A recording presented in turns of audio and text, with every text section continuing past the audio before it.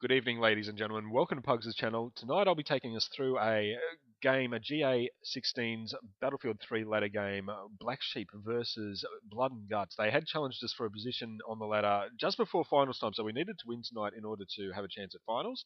And let's get straight into it. Unfortunately, I forgot to hit record for the second round of this map. We're on Karkand again, which we played a couple of games ago. We're on US this side, so there's only round one, unfortunately, when we play as US. This was the closer round of the two, and I had an absolute shocker, so hopefully we'll be able to learn a little bit more. Here we go. The lab is heading up our usual way. This time, unlike last time where Angry Custard managed to land the lab on its roof, our driver this time did very well and got around here. I forget who our driver was, sorry. But actually, just here, you can see that Jeep heading towards us. We jump out, or Custard bails out, I spawn on him. That was a Jihad Jeep, which absolutely smashed us. Smashed the lab. However, our other squad that the lab was transporting also managed to get out just in time. And they're heading towards E now. So we're attacking C here. You can see those little blue icons heading over towards E already. On the top left. I'm basically providing overwatch and the spawn point. There's a few people coming in from B. Take a little bit of damage, so throw the health kit down. Yeah, I had an absolute shocker this round, so hopefully I'll get lots of good kind of points where I can look at why things went wrong. I usually find it's much easier to find ways to improve my game through watching what I did poorly rather than watching what worked really well. Sometimes what works well is simply your opponent's not playing terribly well. One down over by B.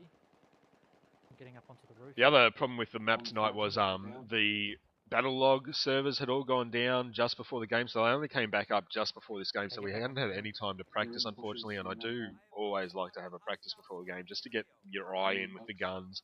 And I'd been playing a lot of marksman lately with the EMR or whatever it's called.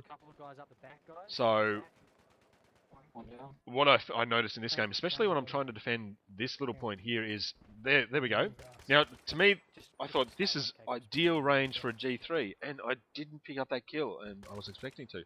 And there we go, there's another tiny little ding. I think I got 3 dings in that entire clip, and look, that... I just felt like my gun was jumping a lot more, and I don't know if it was because I'd gotten used to the feel of a marksman rifle, the accuracy and the range of it, but I just could not pick up a kill, and the grenade comes over, and I'm totally expecting to die here, and that guy manages to use the grenade as cover to get into a position to flank me, and easily takes me out in the end. So that was my first death, and that was just me staying in a bad position when I was outnumbered. It was a good position, but I was outnumbered, and I wasn't picking up those kills, and I was just getting frustrated that I wasn't getting those easy kills. And another kill missed.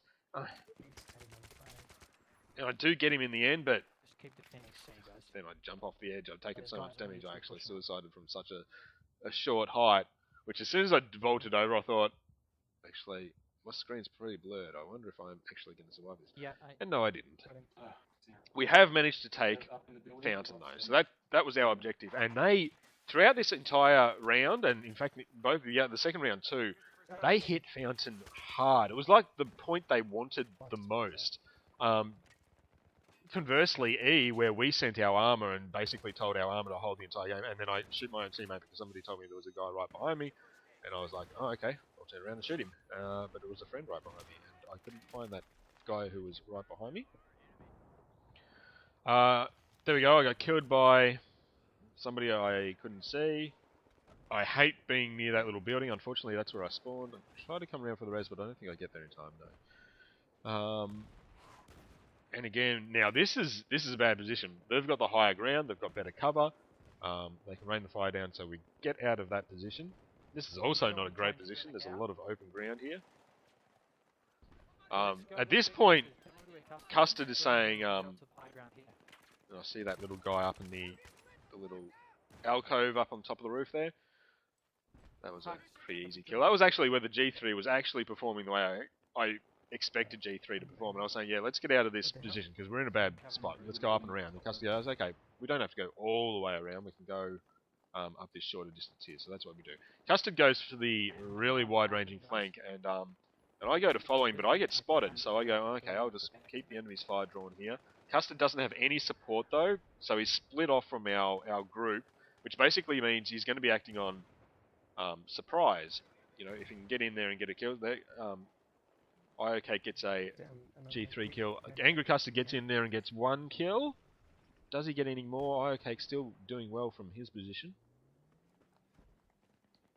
Yeah, I'm up the back, guys, and I've got. And so now I think, okay, it's open. I'll run forward and try to support Custard in case he does go down. Yep, top floor's clear. Point seems to be clear. And there we see some more people coming up from A. I immediately go down again. And again, my G3 just seemed to be jumping about all over the place. I haven't been using the G3 lately, so maybe everybody that I wanted to spawn on was dying one after the other.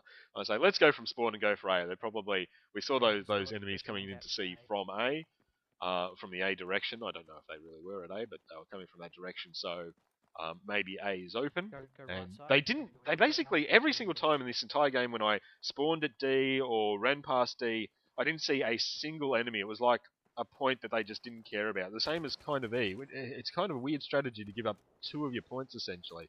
Maybe they saw the tank at E and said, okay, well if their tank's just going to sit on E, we'll just ignore their tank and concentrate on all the other points.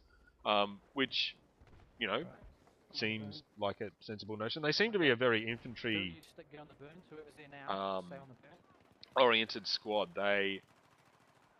I can see the fire coming down. I couldn't actually see him, and then oh yes, there he is. Just nicely camouflaged against that broken building. I get hit from another direction, so just drop off.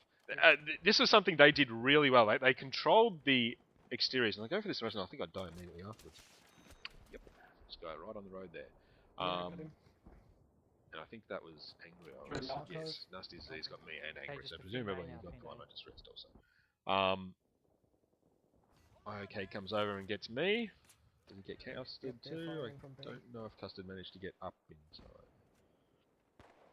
So we managed to take A quite easily there because they had moved away from it. I think they had 1 or maybe 2 defenders.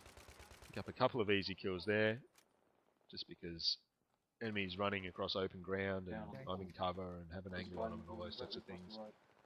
Yep. I see him. Unlike the start of the game where I couldn't seem to hit anything. Yeah. Where is he? Where the fuck is he? He's above you. He's in the staircase. Oh, okay.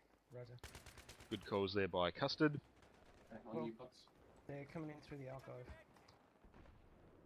Okay, they've just pushed on A. They've just pushed on A. There's like 2 Again, I expected to get that kill, but it was pretty much a 1v1. I had cover though, and he didn't, so I'm kind of annoyed that I didn't win that battle. Pick him up after the res, but then I immediately get taken down also. Naboo retreats because I'm pretty sure there was somebody behind him. Cake doing well on the scoreboard. Did notice him picking up kills before, so good work, Cake.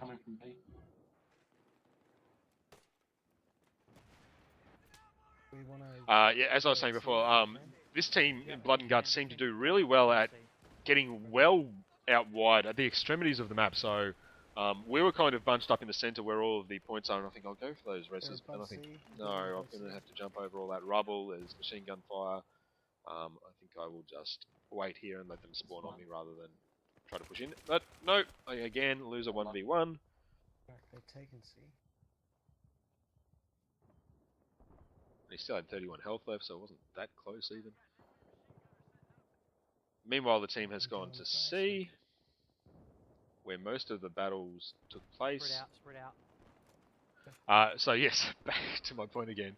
The enemies controlled the, and you should notice it here actually. So we're kind of, I would say, you know, away from the point here. But they're even further away. They're still behind me. So there they are. They're up in that building. And even later in the game, I think it was in round 2, when I was in that building, they were still further behind us. It was like they wanted to hug the very exterior of the map and shoot inwards. And it was noticeable because we kept getting hit from multiple sides. It was so hard to find effective cover because usually you've only got cover from one direction. and we just kept getting hit from Yeah, behind. But building that goes also up meant that and they takes weren't it. very close to the point, so we were able to hold 3+ points longer than they were, even though they probably picked up more kills than we did, or at least it felt that way. On the scoreboard, I actually had more kills than deaths, but that doesn't really include revives, and so I wasn't sure. It was probably roughly 1-1, which feels bad because, in pub play, I'm used to a better than 1-1, so I felt ineffective in this map, although I was probably fairly average, really. But a lot of that was because they had the extremities. They were getting the kills, but they weren't getting the cap points. So sometimes, even though you might feel like you're playing like worse than you normally do, and you don't really deserve to be winning the game, overall, it's about who caps the points. And while they were in a good position to get kills, they weren't in a good position to cap points.